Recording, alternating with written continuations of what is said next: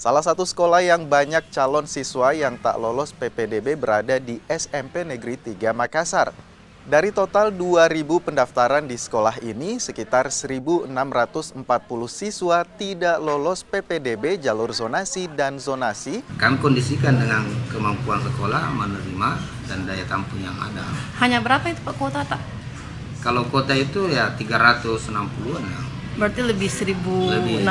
Lebih 1.000 yang mungkin harus mencari sekolah lain. Mungkin ada yang lulus di sekolah lain atau mungkin dari sekolah lain. Itu kami harapkan ada beberapa sekolah penyangga yang ada di sekitar kami yang memang masih membutuhkan pendaftar, yaitu SMP 53, SMP 54 yang tidak terlalu jauh dari sini. Kami harapkan kepada masyarakat bisa memahami dan bisa mengerti bahwa kondisi sekolah ya SMP 3 tidak bisa menampung seluruh pendaftar. Sementara itu di SMP Negeri 40 Makassar, pihak sekolah memberikan bantuan seragam sekolah bagi para siswa baru. Bantuan ini diharapkan bisa meringankan beban orang tua atau wali siswa saat masuk sekolah. Seperti yang terjadi hari ini, ada baru satu orang yang melapor.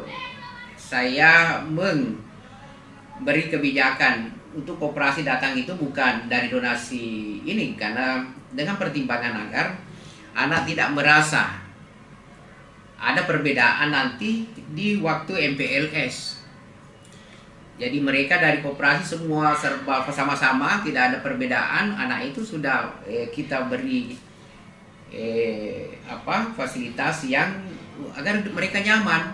Dia tidak merasa minder dengan temannya bahwa kami ini tidak punya. Oleh sebab itu kami pertama ini koperasi yang memberi donasi kepada mereka.